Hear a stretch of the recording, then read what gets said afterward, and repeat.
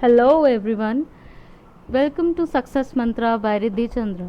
Today we're going to be discussing about the nationalism in India class 10th. This video will give you a glimpse of the notes, explanation and everything on a single stop of a channel. Okay, so before starting let's have a look on the timeline of this chapter. तो timeline पे जब हम आ रहे हैं तो हम basically timeline में हमें फोकस ये करना है कि हमारा जो स्टार्टिंग है वो है 1916 से लेके 1934 तक का जो मेजर टाइम पीरियड है, और इसमें हमें फोकस करना है इनिशियल सत्याग्रह पे, Rowlatt Act, Jallianwala Bagh massacre, non cooperation movement, Simon Commission, civil disobedience movement phase 1 and phase 2.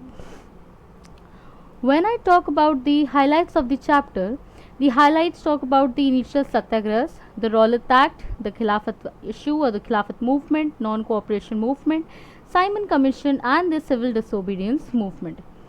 So, nationalism, the word itself means that creating a we feeling, ekta ki bhavana, nationalism, we are connected by certain things, we are actually have a certain common feeling, the we feeling that amalgamate us, that unite us. Okay, so nationalism in India पढ़ने से पहले we need to see the background of this chapter, and background में हमें ये देखने की ज़रूरत है कि फर्स्ट वर्ल्ड वॉर का जो टाइम पीरियड है 1913 से लेकर 1918 तक, उस पर हमें फोकस करने की ज़्यादा ज़रूरत है. तो जो 1913 से लेकर 1918 के बीच का जो टाइम पीरियड है, 1915 के टाइम पीरियड पे मैं फोकस करूँगी, जहाँ पे गांधी जी जो है वो साउथ अफ्रीका से अपनी लॉ की पढ़ाई पूरी करके वो वापस इंडिया आए थे. और जब वो इंडिया वापस आए थे तो उन्होंने कुछ प्रॉब्लम्स देखी इंडिया में, जिसके बारे में I discuss in the later phase. But first we need to focus on the impacts that the first world war India has to face with. So इसके पहले हमें ये चीज़ जानने की ज़रूरत है कि जो ब्रिटेन है उसने इंडिया को अपनी एक कॉलोनी बना रखी थी, एंड जब ब्रिटेन ने अपनी इंडिया को एक कॉलोनी बना रखी थी तो कोई भी प्रॉब्लम अगर ब्रिटेन फेस करेगा तो उसका कहीं ना कहीं इम्पैक्ट इंडिया पे आएगा ही आएगा. तो हम देखते हैं 3 प्रॉब्लम्स की बात की गई है जो social, economic and political front पे हमें देखने को मिला है.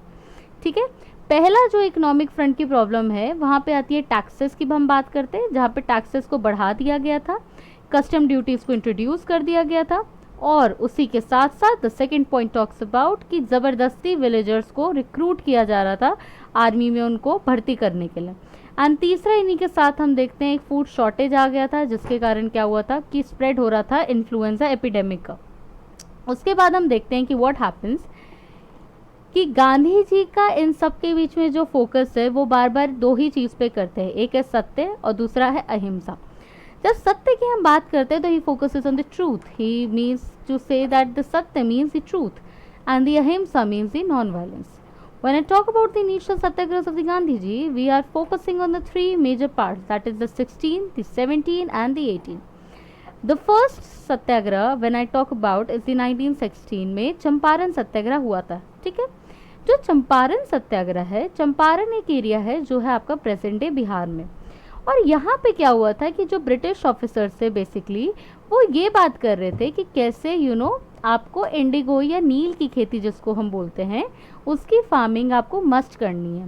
अब प्रॉब्लम ये आई थी कि जो इंडिगो या नील जो है उसको उगाने से या फिर उसको ग्रो करने से, उसको कल्टीवेट करने से जो वो पर्टिकुलर पोर्शन ऑफ लैंड है वो ख़राब हो जाता है, जिसके कारण जो पेजेंट्स है वो इसकी फार्मिंग नहीं करना चाहते हैं. तो मूवमेंट किसके अगेंस्ट है आपका? ऑपरेसिव प्लांटेशन सिस्टम के against. The second is the 1917 the Kheda satyagraha. When I talk about the Kheda satyagraha, the focus is on the issue of crop failure, कि जो यहाँ की क्रॉप थी वो फेल कर गई थी, और यहाँ पे जो डिमांड आ रहा था वो आ रहा था कि कैसे आप लोन्स को वेव ऑफ कर देंगे. वेविंग ऑफ का मतलब होता है कर्ज की माफ़ी कर देंगे. Okay, the third is the 1918 Ahmedabad satyagraha. जब हम अहमदाबाद सत्याग्रह की बात कर रहे हैं तो यहाँ पे हम बात कर रहे हैं कॉटन मिल वर्कर्स की.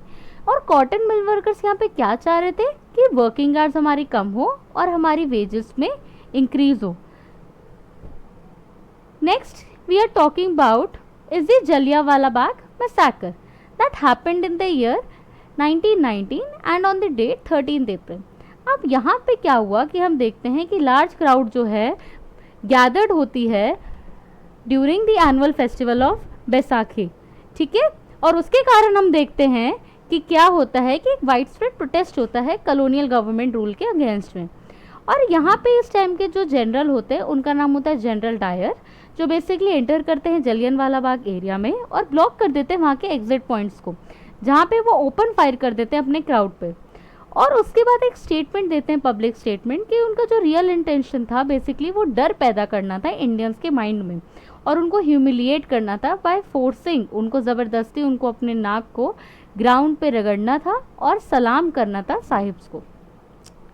The next topic I am going to start with this the Khilafat issue or the Khilafat movement. When I talk about the Khilafat issue or the Khilafat movement, I am referring to a time period where Gandhi ji wanted, Gandhi ji was in a mood to basically start a mass based movement. उनका पूरा उन्होंने अपना मन बना लिया था कि कैसे मैं एक मास बेस्ड मूवमेंट बनाऊंगा। और जब भी मास बेस्ड एक मूवमेंट चलेगा तो उसमें गांधी जी ये चाह रहे थे कि कैसे वो एक यूनाइट करे ज़्यादा से ज़्यादा इंडियंस को।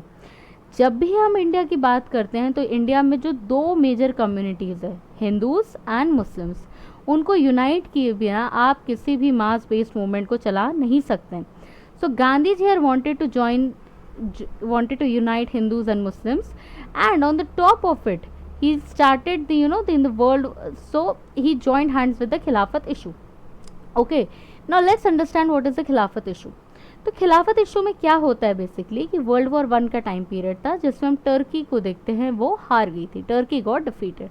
जब टर्की हार जाता है तो उसका जो किंग होता है या वहाँ का लीडर कह लीजिए आप, खलीफा, उसको एक बहुत ही ज़्यादा हार्श, मतलब उसको बहुत ही ज़्यादा कहते हैं ना ह्यूमिलिएटिंग एक ट्रीटी साइन करनी पड़ती है। तो ये जो ह्यूमिलेटिंग ट्रीटी उसको साइन करनी पड़ती है, उसके कारण क्या हो रहा है कि जो इंडियन मुस्लिम्स को एक सिंपैथेटिक हो जाता है, उससे सिंपैथी कहते हैं ना, मुस्लिम भाईचारा वाला टाइप्स, तो एक सिंपैथी क्रिएट होती है। जहाँ पे हम देखते हैं बेसिकली कि ये खिलाफत इशू के एक रिस्पॉन्स में बनता है खिलाफत कमेटी, और इस खिलाफत कमेटी को आपके जो लीडरशिप होते हैं ये चेयर करते हैं आपके अली ब्रदर्स। अब यहाँ पे हम देखते हैं कि गांधी जी जो हैं उनका मेन इंटेंशन, जैसा मैं आपको बता रही थी, कि खिलाफत इशू के साथ इसलिए जुड़े क्योंकि वो चाहते थे कि हिंदूज एंड मुस्लिम्स को एक साथ लाना, उनको यूनाइट करना।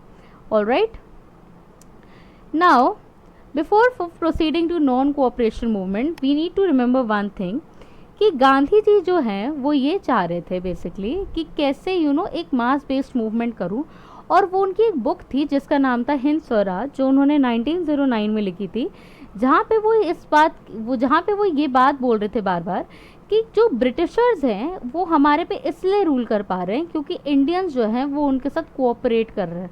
तो अगर इंडियंस उनके साथ कोऑपरेट ना करे तो ब्रिटिश का जो रूल है, ब्रिटिश का जो राज है, वो ज़्यादा टाइम तक नहीं चल पाएगा। तो इसी को गांधी जी जो है वो नॉन कोऑपरेशन कहते हैं। सो अगर आपको वीडियो अच्छी लगी हो तो please like, comment, do subscribe to my channel, और अगर किसी को भी कोई डाउट हो तो प्लीज़ कमेंट सेक्शन में प्लीज़ अपना डाउट लिख दीजिएगा। If I get time I will surely respond to your doubts. Thank you so much for responding to my channel, seeing this whole video. ठीक है, thank you so much guys.